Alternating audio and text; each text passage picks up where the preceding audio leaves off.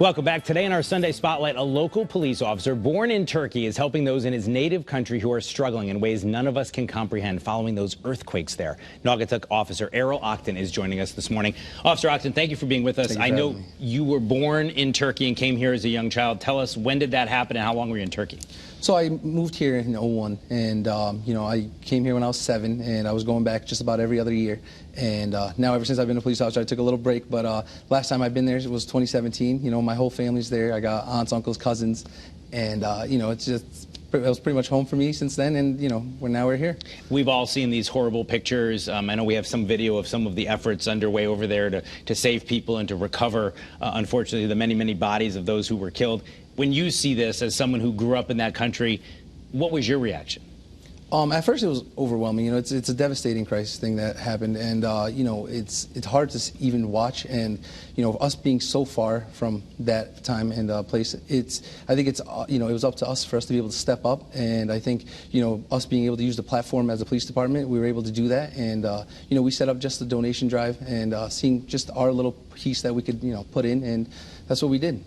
Tell me about that donation drive. So you had a bin there at the police department. What kinds of things were you asking people to donate? So at first we put a small, just one bin in the front lobby of the police department, and we were asking for blankets and baby food and a lot of winter clothes, because right now the climate's the same as here. And as soon as we put the bin out and then the video was released for asking for these items, the donations came in at a level that we would have never imagined, and it surpassed everything I've ever imagined for us. And it got to the level where one bin wasn't enough. After just an hour or two of us releasing the video, there was truckloads of donations coming in, and it was just overwhelming to see the community come together. Well, you talked about seeing those videos and you being overwhelmed by seeing the news coverage. Right.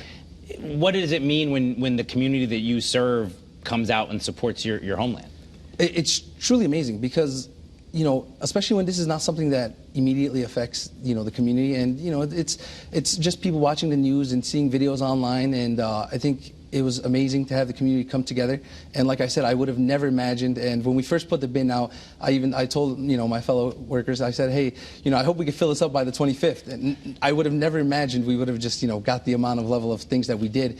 And, there was everyone in the community is so supportive. And, it's kind of like a give and take. We serve the community as much as we can. And then us, them being able to help us as much as they can, it's just truly amazing. Now, you said you came over in '01, but in '99 was the last biggest earthquake, and you were there. Correct. So this earthquake was a 7.8, and then the one before this back in '99 was a 7.6. And like I said, I was young. I was 5 years old, and so it's not like I remember much of it. But I do remember it happened in the middle of the night. I remember our building, because it's a lot of apartments over there, and I remember our building shaking. And I just remember everyone screaming, and then me running into my parents' room, and then my dad standing over us as the dresser fell on my dad's back.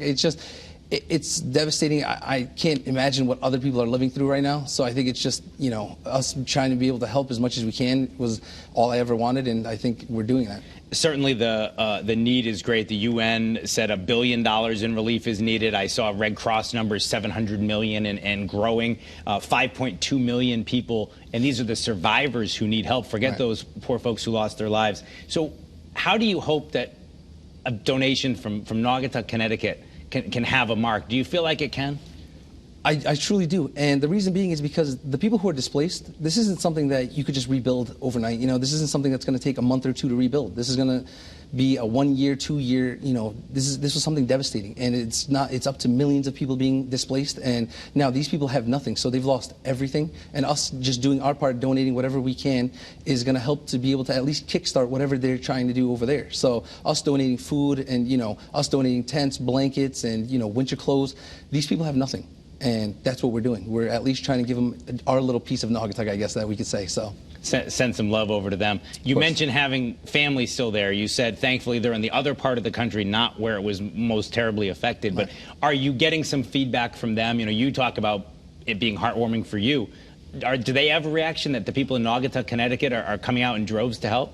I mean, when we first started doing this, all my family members over there are they were amazed with what we're doing, because they couldn't believe that, as a police department from a country that's not even close is, doing whatever they can to help. And I think that's not just for my family, but everyone that's in Turkey. I think it's truly amazing for them to realize, in the time of crisis, people just come together. And that's just it's in our nature. And that's what we were doing. And, you know, my family thinks it's amazing what we're doing, and hopefully, you know, we can continue to do what we do. So I know your drive has now concluded, but I was asking you before we started, there are still ways people can help, but as you said, it's kind of fluid. What advice can you give to people if they see this and they say, Erol, listen, I missed your drive, but I still want to help. Do you have advice for them? So the Turkish consulate in both New York and Boston, they're accepting donations, but as I explained in the video too, it's a very dynamic thing, because with the amount of donations that they're getting, every day it's changing depending on what they need and, you know, depending on the needs of the people over there. So I think if anybody wants to donate, and, you know, regardless of what it is, they can always call the Turkish consulate either in New York or Boston, and they'll be able to get an updated list, which they try to update this list just about almost every day or every other day. And, you know, every week at the beginning of the week, they usually give a list of what items are, you know, essential right now. And I think if people do want to donate still, they can call those numbers and go from there. We only have less than a minute left, but I know, like many immigrant families, you said you watch Turkish TV in the house, and I know a lot of people from all over the globe watch their local TV. So often these crises disappear off the radar quickly. Are you hopeful that this is one where the world will continue to offer support?